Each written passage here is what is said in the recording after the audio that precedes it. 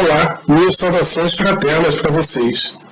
Hoje estamos dando continuidade ao capítulo número 28 do Evangelho segundo o Espiritismo, coletânea das preces espíritas. E hoje nós vamos começar a falar sobre a oração dominical. Então vamos ficar no item 2 e também no item 3, nos subitens 1, 2 e 3. Vamos lá? Então vamos lá no Novo Testamento, no Evangelho de Lucas, escrito no ano 85 DC, observar a seguinte passagem. Nessa passagem do Novo Testamento, no Evangelho de Lucas, conta-se que Jesus estava orando no meio da multidão, como sempre fazia. E aí, no meio daquele povo todo, um discípulo perguntou: Mestre, nos ensina a orar, assim como João fez. E daí o Mestre Jesus começou a proferir a oração dominical, ou seja, o Pai Nosso. Então vamos para o Evangelho segundo o Espiritismo. Os Espíritos recomendaram que, encabeçando esta coletânea, puséssemos a oração dominical não somente como prece, mas também como símbolo. De todas as preces, é a que eles colocam em primeiro lugar, seja porque procede do próprio Jesus e seja porque pode suprir a todas, conforme os pensamentos que se lhe conjuguem. É o mais perfeito modelo de concisão, verdadeira obra-prima de sublimidade na simplicidade.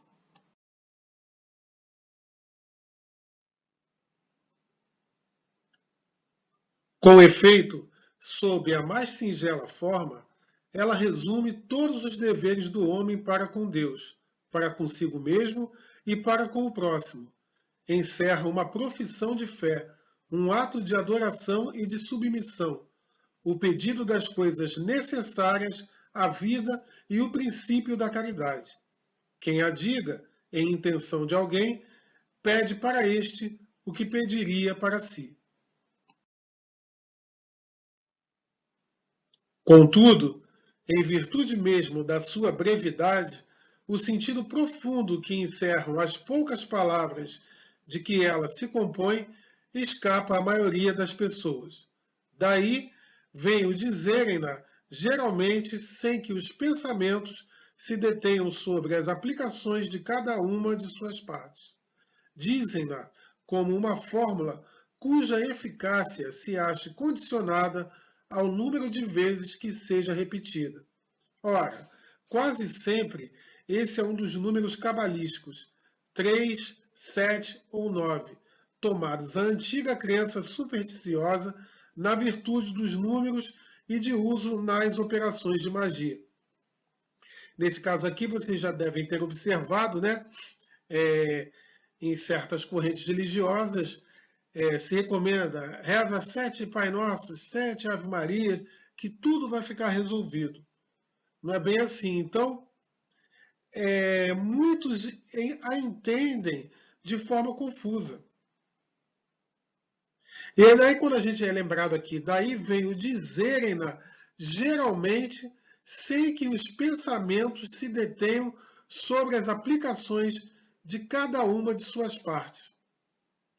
Ora, nós verificamos até aqui, né, como a espiritualidade recomendou que essa prece fosse colocada logo no início desse estudo que nós estamos fazendo, devido à sua grande importância, devido ao seu poder de ligação breve com o Pai. Quando utilizamos o nosso coração para fazê-la com todo o nosso sentimento, ela é a melhor dica para tudo, de nós estreitarmos esse nosso laço com o Pai. Então, antes que terminemos o prefácio, cabe-nos apontarmos algumas coisas até aqui sobre essa prece, sobre o Pai Nosso, sobre a oração dominical. E lembrando também que é dominical porque os discípulos chamavam Jesus de Senhor, Dominus em latim. Fica para o nosso conhecimento, não é? Mas alguns pontos que a gente tem que levar até aí. É uma obra-prima de sublimidade na sua simplicidade, ou seja, grandiosidade, de aproximação com o alto. Outro detalhe, resume todos os deveres da humanidade. Quais são os nossos deveres? Amarmos uns aos outros como ele nos ama. Só para a gente simplificar. É o amor, é o que a gente precisa melhorar em nós, no que a gente tem para distribuir para com o próximo. Outro detalhe, pedido das coisas necessárias à vida terrena. Isso aí cabe uma grande consideração nossa, de foro íntimo. Pode substituir todas as outras. É o mais perfeito modelo de concisão. Conciso vem de breve. É um perfeito modelo de brevidade, como eu havia falado um pouco antes, nesse nosso contato com o nosso Pai. É uma profissão de fé. Problemas e contratempos nessa existência, nós ainda vamos encontrar, nós estamos em processo evolutivo. Mas precisamos muito exercitar essa nossa fé. Terminando, então, o nosso prefácio, para preencher o que de vago a concisão desta prece deixa na mente, a cada uma de suas proposições aditamos, aconselhado pelos espíritos e com a assistência deles, um comentário que lhes desenvolve o sentido e mostra as aplicações, conforme, pois, as circunstâncias e o tempo de que disponha, poderá aquele que ore dizer a oração dominical ou na sua forma simples ou na desenvolvida, porque nós até observamos algumas variações em torno, né, da oração dominical. Lembrando que a oração dominical ela é um modelo, né? E estamos repetindo toda hora, um modelo conciso, ou seja, um modelo breve de como nós nos conectarmos com o alto, de um modelo de nós nos elevarmos e conversarmos com Deus. Deus, nosso Pai. Vamos lembrar sempre, é nosso Pai. E aqui mesmo, nesse estudo, nós vamos falar sobre isso, sobre o Deus ser o nosso Pai. Para que a gente converse com confiança, com fé no nosso Pai. Conversar como um grande amigo que nós temos, que além de Pai, é um Pai justo, amoroso e nosso amigo. Só quer o nosso bem.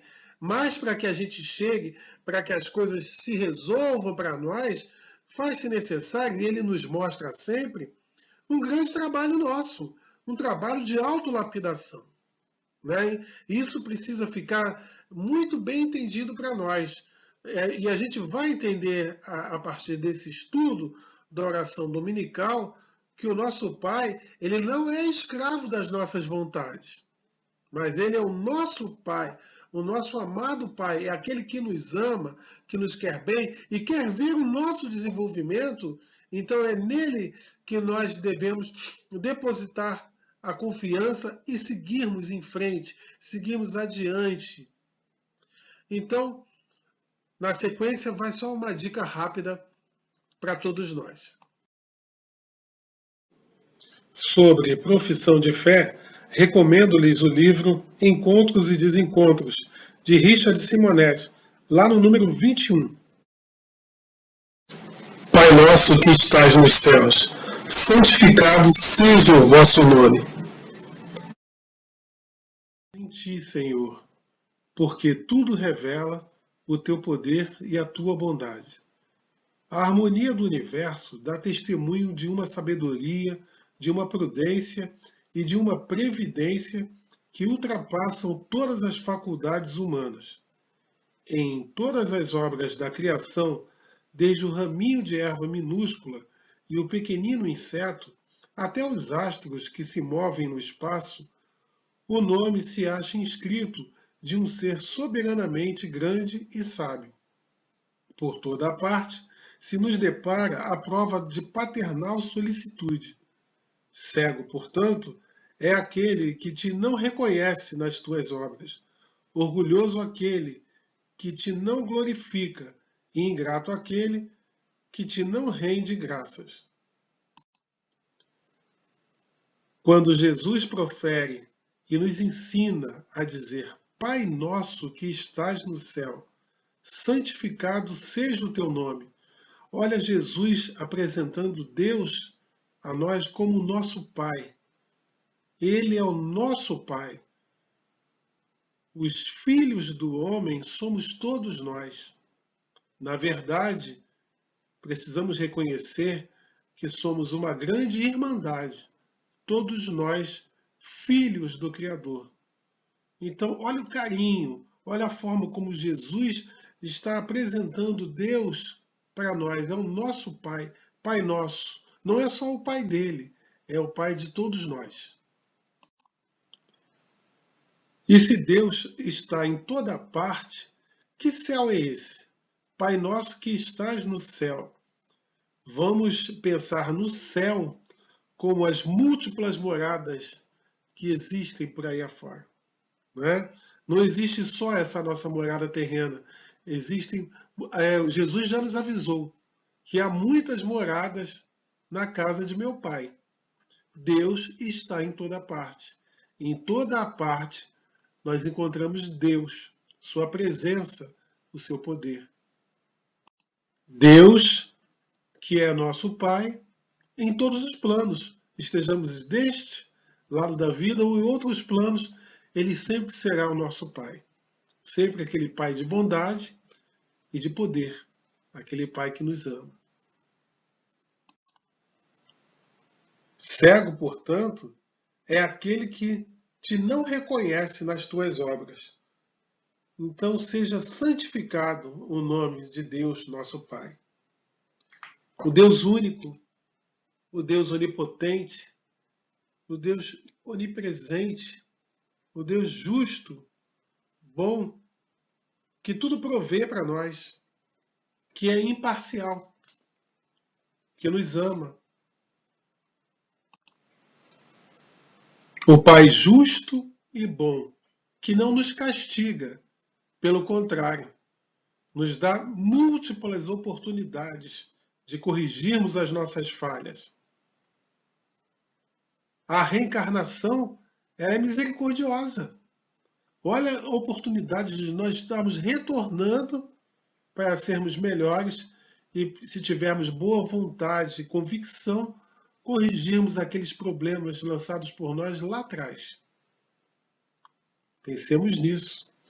Pensemos também na harmonia desse universo, em que tudo funciona, nos mecanismos.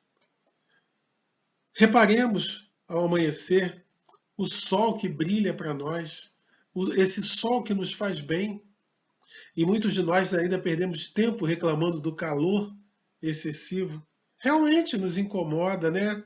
Mas se a gente parasse e pensasse, entendesse por que o sol existe, por que o sol irradia o seu calor sobre a Terra,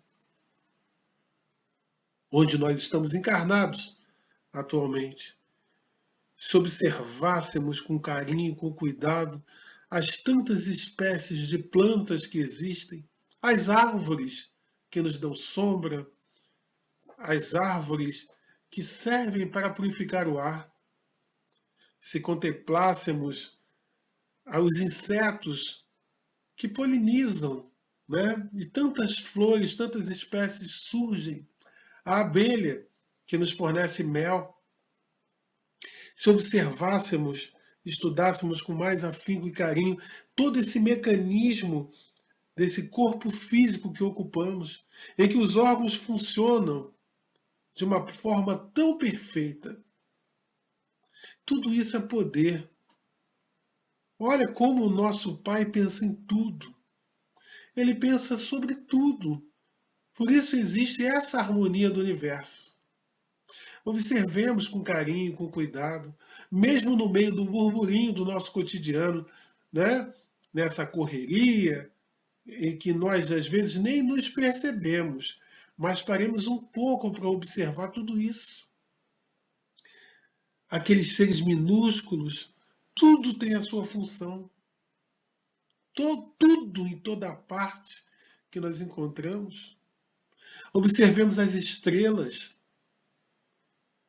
observemos a força da chuva, a força das águas. E se muita coisa acontece, se nós é que provocamos, né, a natureza em si, porque a natureza ela é harmônica.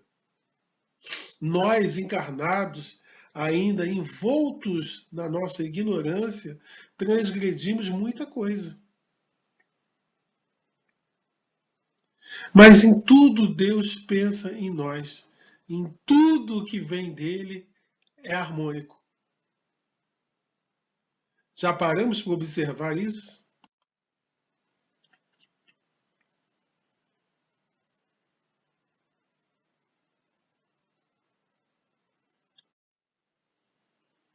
E no meio de nós ainda há aqueles que não o aceitam, que o renegam, que se revoltam contra ele. Mas o nosso Pai continua sendo amoroso e bom, sem distinção. Venha a nós o teu reino. O que seria o reino de Deus vindo até nós?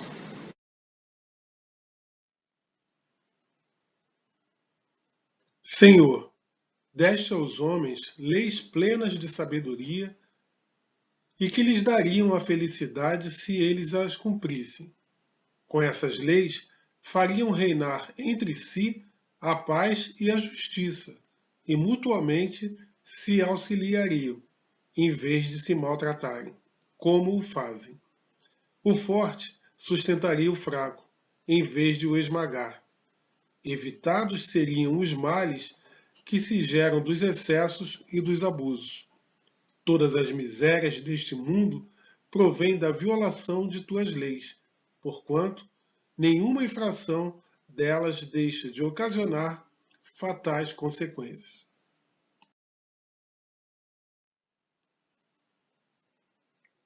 Deste ao bruto o instinto, que lhe traça o limite do necessário, e ele maquinalmente se conforma. Ao homem, no entanto, além desse instinto, deste a inteligência e a razão. Também lhe deste a liberdade de cumprir ou infringir aquelas das tuas leis que pessoalmente lhe concernem, isto é, a liberdade de escolher entre o bem e o mal, a fim de que detenha o mérito e a responsabilidade das suas ações.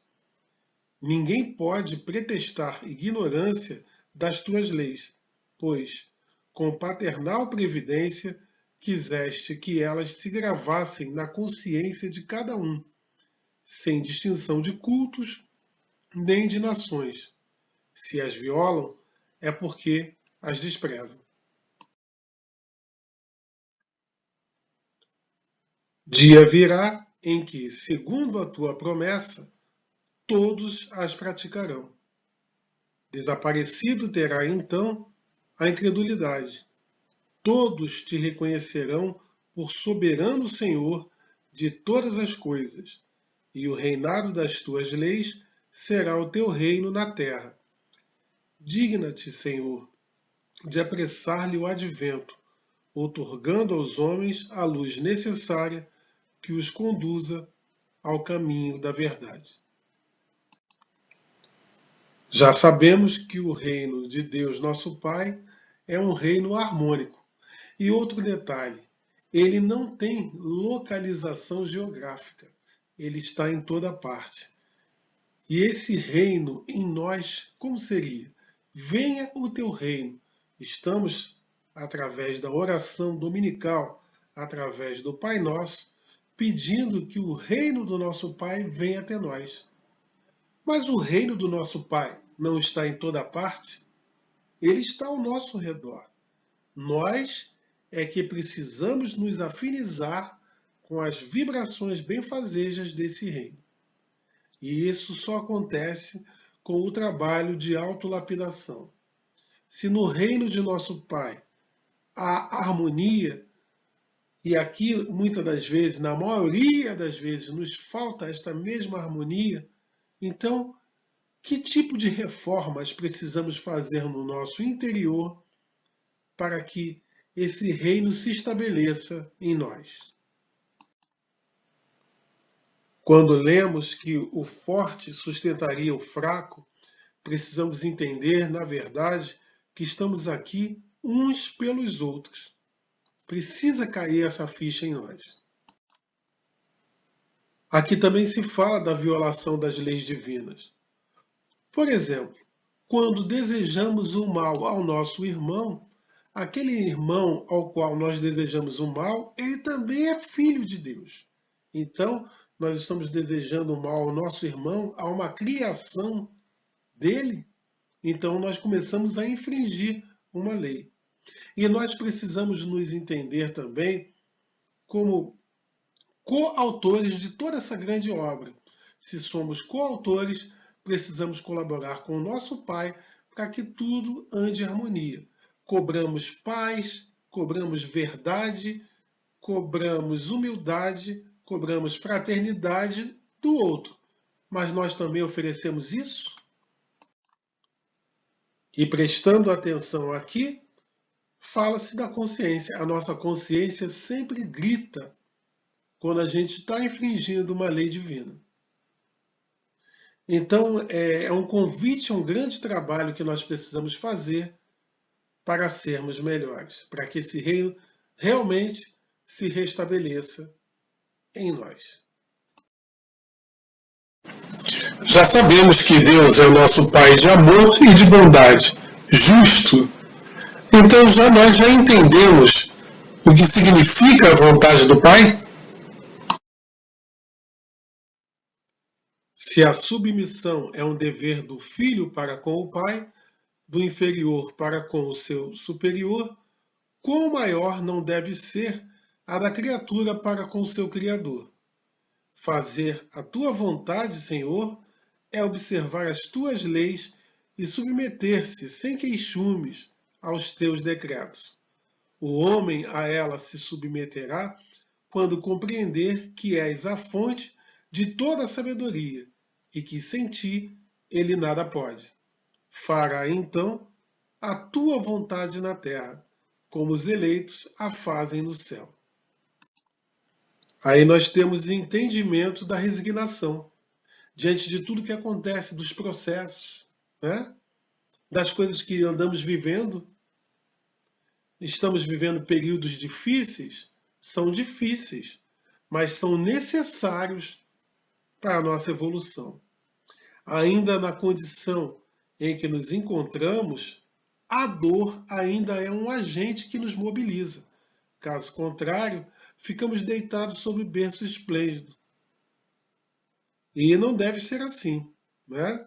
Precisamos sair da nossa zona de conforto e estender o benefício a toda parte. Então, ainda rebeldes, cada um numa escala bem gradativa, cada um da sua parte, ainda somos espíritos que estamos envoltos no aprendizado e tudo que nos acontecer, que a gente não se revolte contra Deus, mas que encontremos meios dentro da sua lei para diminuirmos estes sofrimentos. O bem-estar precisa ser coletivo, o pensar em todos. O se amar, vamos nos amar uns aos outros, como Ele nos ama. Aí sim, esse reino estabelecido em nós e a vontade do nosso Pai se estará sendo feita, tanto na Terra como no céu. Porque o planeta Terra vai progredir e já está progredindo. E ele não se apressa muito nesse progresso por causa de nós mesmos, que ainda ficamos tanto tempo parados e detidos em coisas em que nós não deveríamos. Precisamos nos despojar de mágoa, de ódio, de invejas, né? De pensamentos malsãos, de vinganças e pensarmos no bem. Todos nós falhamos. Por que apontarmos o dedo para o outro enquanto nós deveríamos mirar a nós mesmos? A nossa luta pela nossa reforma. Está tudo aí. As ferramentas estão aí ao nosso dispor, porque Deus nos concede isso. Só precisamos batalhar. Agradeço a oportunidade, um grande abraço fraterno para vocês e até a próxima.